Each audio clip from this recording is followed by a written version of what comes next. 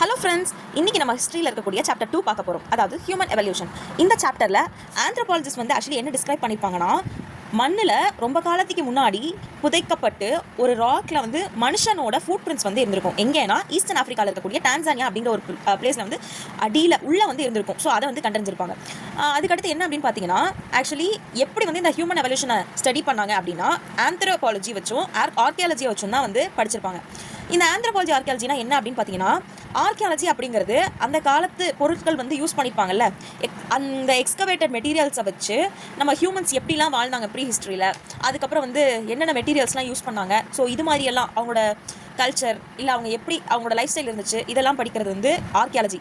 இதுவே ஆந்த்ரோபாலஜி அப்படிங்கிறது என்னென்னா, இப்போ ஒரு மனுஷங்க இருக்காங்கன்னா ஃபஸ்ட்டு ஆக்சுவலி ஆன்சிஸ்ட்ரல் வந்து நம்ம ஏப்ஸ்லேருந்து வந்தோம்னு சொல்லுவாங்கள்ல, ஸோ அந்த மாதிரி நம்மளோட ஹியூமன் எவல்யூஷனை பற்றி படிக்கிறது தான் வந்து ஆந்த்ரோபாலஜி அப்படின்னு சொல்லுவாங்க. அதாவது ஆந்த்ரோபோஸ் அப்படின்னா மேன் ஆர் ஹியூமன் அப்படின்னு அர்த்தம். லோகோஸ்னா தாட் ஆர் ரீசன் அல்லது ஸ்டடி அப்படின்னு சொல்லுவாங்க. ஸோ ஆந்த்ரோபாலஜி அப்படிங்கிறது ஸ்டடி ஆஃப் ஹியூமன் எவல்யூஷன். அடுத்தது வந்து ஆக்சுவலி ரேடியோ கார்பன் டேட்டிங் அப்படிங்கிற ப்ராசஸை யூஸ் பண்ணி தான் நம்ம வந்து ஒரு பர்டிகுலர் பொருள் வந்து எந்த வருஷத்தில் அது எக்ஸிஸ்ட் ஆகிருக்க வாய்ப்பு இருக்குது அப்படின்னு நம்ம கண்டுபிடிப்போம். ஹண்டிங்கில் வந்து ஆக்சுவலி அந்த காலத்தில் 2 டைப் ஆஃப் மெத்தட்ஸ் வந்து யூஸ் பண்ணியிருக்காங்க. என்ன அப்படின்னா, ஒன்று வந்து கூட்டமாக நின்று ஒரு அனிமலை தாக்குறது, இன்னொன்று ஒரு குழி பறித்து அதுக்குள்ளே ஒரு அனிமலை வந்து விழ வச்சு அதை வந்து வேட்டையாடுறது. ஸோ இந்த மாதிரி 2 முறைகள் வந்து அவங்க யூஸ் பண்ணியிருக்காங்க. வேட்டையாடினதுக்கப்புறம் என்ன பண்ணுவாங்கன்னா, ஒரு 30-40 பேர் சேர்ந்து அந்த ஒரு அனிமலை வந்து ஷேர் பண்ணி கேதர் பண்ணி சாப்பிடுவாங்க. ஹண்டிங்கில் யூஸ்வலி என்னென்ன அனிமல்ஸ் வந்து யூஸ்ஃபுல்லாக அவங்க ஹண்ட் பண்ணி சாப்பிடுவாங்கன்னா, pig, deer, bison, rhino, elephant, bear இதெல்லாமே வந்து சாப்பிடுவாங்க. அது மட்டும் இல்லாமல் இப்போ டைகர் ஏற்கனவே வந்து கில் பண்ணி வச்சுருக்கோம்ல, ஸோ அது மாதிரிப்பட்ட அனிமல்ஸும் சாப்பிடுவாங்க. அப்புறம் பீ ஹைவ்ஸ்லேருந்து கிடைக்கக்கூடிய ஹனி, அதுக்கப்புறம் ஃப்ரூட்ஸ் வந்து மரத்துலேருந்து பறித்து சாப்பிடுவாங்க. அப்புறம் டியூபர் கிராப்ஸு, மரவள்ளி கிழங்கு இந்த மாதிரி இருக்கிறதெல்லாம் வந்து நிலத்துக்கடியில் இருக்கிற இதை தோண்டி அந்த காலத்தில் எடுத்து சாப்பிட்ருக்காங்க. ஆர்ட் ஆஃப் ஃப்ளேக்கிங் அப்படின்னு ஒரு கான்செப்ட் இருக்குது. என்ன அப்படின்னா, ஒரு கல் வச்சு இன்னொரு கல்லை வந்து நம்ம செதுக்கிறது, அதாவது ஷார்பன் பண்ணுறது, ஓகேவா, ஒரு டூலாக யூஸ் பண்ணுறதுக்கு. ஸோ அந்த மாதிரி நம்ம ஷார்பன் பண்ணுறதுக்கு 2 கல்லை வச்சு நம்ம பண்ணுற ப்ராசஸ் தான் வந்து ஆர்ட் ஆஃப் ஃப்ளேக்கிங் அப்படின்னு சொல்லுவாங்க. இந்த ஃப்ளேக்கிங்கில் வந்து எந்த கல்லை மோஸ்ட்லி யூஸ் பண்ணுவாங்கன்னா, சிக்கி முக்கி கல் அப்படின்னு இருக்கக்கூடிய அந்த கல்லை யூஸ் பண்ணுவாங்க. இல்லைனா ஃப்ளிண்ட் ஸ்டோன்ஸ் அப்படின்னு சொல்லுவாங்க.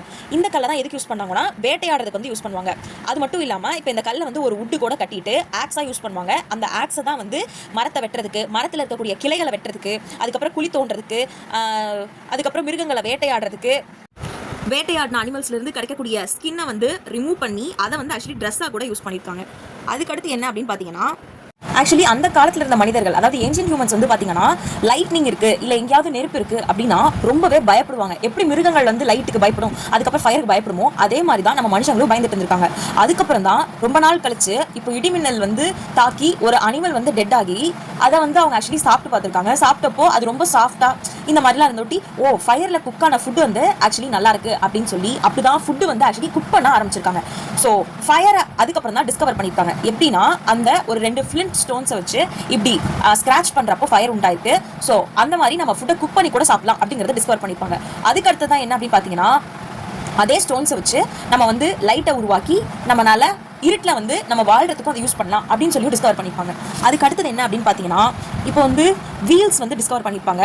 எப்படின்னா, மவுண்டைன்ஸில் வந்து இப்போது பாறைகள் இல்லை கல் வந்து உருண்டு வரும்ல, ஸோ அப்போனா கல் உருளுதுன்னா அப்போ நம்ம வந்து அதை வடிவமைச்சா கண்டிப்பாக அது ஒரு வீல் ஸ்ட்ரக்சருக்கு வரும்னு சொல்லி அதை வந்து டிஸ்கவர் பண்ணியிருக்க வாய்ப்பு இருக்குது. ஸோ இப்படி தான் வந்து ஆக்சுவலி பாட்ரி வீலை வந்து டிசைன் பண்ணியிருப்பாங்க, பாட்ஸ்லாம் மேக் பண்ணியிருப்பாங்க. இப்போ நம்ம என்ன பார்க்க போகிறோம்னா, ஏன்ஷியன் பீரியட்லேருந்து எப்படி சிட்டிஸ் அண்ட் டவுன்ஸ் டெவலப் ஆச்சு அப்படின்னு சொல்லி பார்க்க போகிறோம்.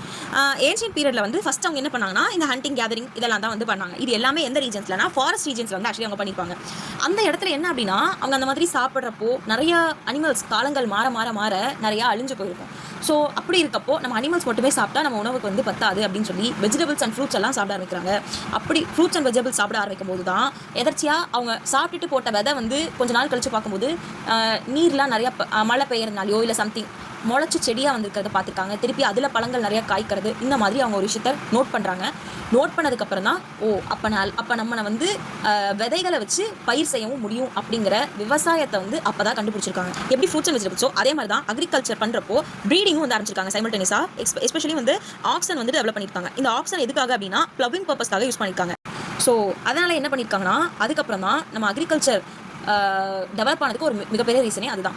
ஸோ அப்போ வந்து இவங்களாவே அவங்க கிட்ட இருக்கிற ஆக்ஸ் எல்லாம் வச்சு மண்ணை கொத்துறது, அதுக்கப்புறம் வந்து விதைகளை போட்டு பயிர் செய்கிறது, திருப்பி அதுக்கப்புறம் பயிர் செஞ்சதை எல்லாத்தையுமே வந்து அறுவடை செஞ்சு மீதி இருக்கிற ஸ்டபிள்ஸ் வந்து அப்படியே விட்டுட்டு போயிடுவாங்க.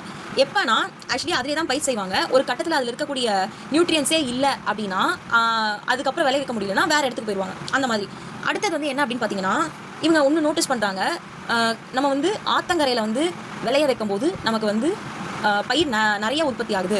ஸோ அதனால் நம்ம அங்கே வந்து வாழ்ந்தால் நமக்கு நிறையா வந்து ப்ரொடியூஸ் பண்ண முடியும்னு சொல்லி அங்கே வாழ ஆரம்பிக்கிறாங்க. அப்படி வாழும்போது தான் அவங்களுக்கு வந்து நிறையா ப்ரொடக்ஷன் ஆக ஆரம்பிக்குது. ஸோ ப்ரொடக்ஷன் நிறையா ஆனோட்டியே இதை வந்து ஸ்டோர் பண்ணுற அவசியம் வருது. அப்போ ஸ்டோர் பண்ணணும் அப்படின்னா நமக்கு வந்து வெசல்ஸ்லாம் வேணும்ல. ஸோ அதனால தான் ஆக்சுவலி இந்த பாட்ரி வந்து டெவலப் ஆகிருக்கும். பாட்ரி டெவலப் ஆனதுக்கு முக்கியமான ரீசன் வந்து எதனால் அப்படின்னு பார்த்தீங்கன்னா, அந்த வெசல்ஸ் தேவைப்பட்டனால தான். ஸோ அது மட்டும் இல்லாமல் ஹென், கோட், கவ் இந்த மாதிரியான அனிமல்ஸையும் அவங்க வந்து ப்ரீட் பண்ண ஆரம்பிச்சிருப்பாங்க. ஆக்சுவலி ஃபஸ்ட்டு டொமஸ்டிகேட்டட் அனிமல் வந்து ஸ்னிஃப் டாக்ஸ். அது நம்ம ஏற்கனவே போன சாப்டரில் பார்த்துப்போம். அதுக்கடுத்து என்ன அப்படின்னு பார்த்தீங்கன்னா, இதே மாதிரியே கொஞ்சமாக டெவலப் ஆக பிளைன்ஸில் வந்து செட்டில் ஆக ஆரம்பிச்சிருப்பாங்க. பிளைன்ஸில் வந்து அவங்களோட ஈல்டெல்லாம் இன்னுமே அதிகரிச்சிருக்கும். ஈல்டு அதிகரிச்சப்போ ப்ரொடக்ஷன் இன்க்ரீஸ் ஆனனால கிரெயின்ஸ்லாம் நிறைய யூஸ் பண்ண ஆரம்பிச்சிருப்பாங்க. கிரெயின்ஸும் நிறையா ப்ரொடக்ஷன் இருக்கப்போ அதை வந்து கூட்ஸ்க்கு எக்ஸ்சேஞ்ச் பண்ணி மோட் ஆஃப் எக்ஸ்சேஞ்சாக யூஸ் பண்ணியிருக்காங்க. அதை தான் பார்ட்டர் சிஸ்டம்னு சொல்கிறாங்க. இந்த பார்ட்டர் சிஸ்டம் அப்படிங்கிறது தான் அந்த காலத்து ட்ரேட் அண்ட் காமர்ஸ் மாதிரி.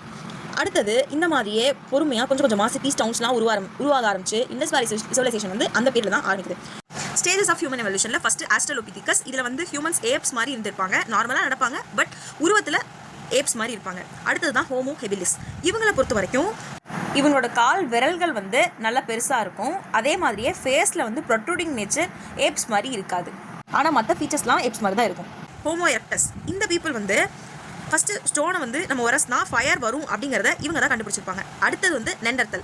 இந்த டைப் ஆஃப் பீப்புள்ஸ் தான் வந்து பார்த்தீங்கன்னா டூல்ஸ் கூட நம்ம வந்து இம்ப்ளிமெண்ட் எல்லாமே வந்து ஸ்டோன்ஸை வச்சு கண்டுபிடிக்க முடியும் அப்படின்னு சொல்லி கண்டுபிடிச்சிருப்பாங்க. அது மட்டும் இல்லாமல் ஹியூமன்ஸ் வந்து இறந்ததுக்கப்புறம் புதைக்கிற ஒரு முறையும் அவங்க தான் கண்டுபிடிச்சிருப்பாங்க. அதுக்கு அடுத்தது ஹோமோசேப்பியன்ஸ். இவங்க வந்து பார்த்தீங்கன்னா ஃபஸ்ட்டு ஹண்ட் பண்ணி அந்த ஹண்ட் பண்ண அனிமல்ஸை வந்து கேதர் பண்ணி சாப்பிட்றது. ஸோ இந்த மாதிரி சொசைட்டி டெவலப் ஆனதுக்கு முக்கியமான ரீசன் இந்த ஹோமோசேப்பியன்ஸ். இவங்க வந்து அடுத்தது கொஞ்சம் இன்னும் டெவலப் பண்ணவங்க தான் க்ரோமேக்னான்ஸ் அப்படின்னு சொல்லுவாங்க. இவங்க வந்து ஹேர்பூன்ஸ் அதுக்கப்புறம் வந்து ஸ்பியர் த்ரோயர்ஸ்லாம் யூஸ் பண்ணியிருக்காங்க. அதாவது ஹேர்பூன்ஸ் அப்படின்னா என்ன அப்படின்னா, ஒரு நீல த்ரெட்டில் ஒரு ஈட்டி மாதிரி ஒரு இதை வந்து வீசுறது தான் ஹேர்பூன்ஸ் அப்படின்னு சொல்லுவாங்க. அதை வீசுறதுக்கு யூஸ் பண்ணுறது தான் ஸ்பியர் த்ரோயர்ஸ் அப்படின்னு சொல்லுவாங்க. ஸோ இதெல்லாமே இந்த க்ரோமேக்னான்ஸுங்கிறவங்க வந்து டிஸ்கவர் பண்ணியிருப்பாங்க.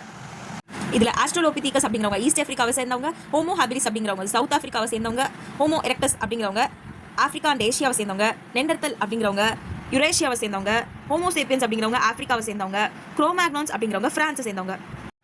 இந்த இமேஜில் ஹோமோசேப்பியன்ஸ் வந்து எப்படி ஈஸ்ட் ஆஃப்ரிக்காலேருந்து மற்ற ரீஜன்ஸ்க்கு மைக்ரேட் ஆனாங்க. ஹண்டிங்கில் வந்து கூட்டமாக நின்று வேட்டையாடுறது, குழிக்குள்ளே விலக வச்சு வேட்டையாடுறது, 2 கல்லை யூஸ் பண்ணி நெருப்பை உண்டாக்குறது ஃப்ளின்ட் ஸ்டோன்ஸை வச்சு. அதுக்கப்புறம் ஃப்ளின்ட் ஸ்டோன்ஸ் நம்ம வந்து சிக்கி முக்கி கல் அப்படின்னு சொல்லுவோம்ல, அதுதான் இது எல்லாமே வந்து பார்த்திங்கன்னா. அதுக்கு அடுத்தது இப்போ வந்து ஃபயர் உண்டாக்குனாங்க அப்படின்னு சொன்னோம்ல, அதை யூஸ் பண்ணி ஃபுட்டை குக் பண்ணது. அதுக்கப்புறம் க்ளேலாம் யூஸ் பண்ணி பாட்லாம் வந்து மேக் பண்ணியிருப்பாங்க. அந்த இமேஜு பாறை மலையிலேருந்து கல் உருண்டு வரதை வச்சு வீல் கண்டுபிடிச்சிருப்பாங்க. அந்த வீலை வச்சு தான் பாட்ரி வீல் கண்டுபிடிச்சிருப்பாங்கன்னு படித்தோம்ல, அதுதான் இதுக்கு எக்ஸாம்பிள். அந்த காலத்தில் ஆக்சுவலி ராக் பெயிண்டிங்ஸ் பார்த்தோம்ல, அது எதை வச்சு வரைஞ்சிருப்பாங்க அப்படின்னா, வேரில் இருக்கக்கூடிய மண், அந்த வேரோட சாயம், அதுக்கப்புறம் பூக்களோட சாயம், இந்த மாதிரி நேச்சுரல் ப்ராடக்ட்ஸ் வச்சு பெயிண்டிங்லாம் பண்ணியிருந்தாங்க. இது வந்து ஒரு எக்ஸாம்பிள் ஆஃப் ஹண்டிங்லாம் பண்ணுவாங்கல்ல, ஸோ அதை வந்து வரைஞ்ச ஒரு இமேஜ் தான் இது. அது மட்டும் இல்லாமல் நம்ம நிறையா ஆர்கியாலஜிக்கல் டிபார்ட்மெண்ட்லேருந்து தமிழ்நாட்டில் இருக்கக்கூடிய ஒரு சில வரைபடங்கள் தான் இது. இது வந்து ஆக்சுவலி ராக் பெயிண்டிங். ஆனால் இப்பயுமே நீங்கள் அந்த காலத்து பெயிண்டிங் பார்க்கணும் அப்படின்னா, சிதம்பரம்ல இருக்கக்கூடிய நடராஜர் டெம்பிளில் வந்து பார்த்தீங்கன்னா சிவகாமி தாயார் சன்னதி இருக்கும். அதில் வந்து இந்த காலத்து பெயிண்டிங் இந்த ரைட் சைட்லையும் லெஃப்ட் சைடில் வந்து பார்த்தீங்கன்னா அந்த காலத்தில் மரப்பட்ட இலையோட சாறு இதெல்லாம் வச்சு வரைஞ்சிருப்பாங்க. ஸோ இதை வந்து இன்னுமே நீங்கள் வந்து பார்க்கலாம். ஸோ இந்த மாதிரியான யூஸ்ஃபுல்லான விஷயங்களை தெரிஞ்சுக்க ப்ளஸ் டிஎன்பிஎஸ்சி ப்ரிப்பேர் பண்ணுறீங்கன்னா அதுக்கு ஒரு பேஸ் தான் நம்ம சேனலோடைய வீடியோஸ். ஸோ லைக் பண்ணி ஷேர் பண்ணி சப்ஸ்கிரைப் பண்ணுங்கள்.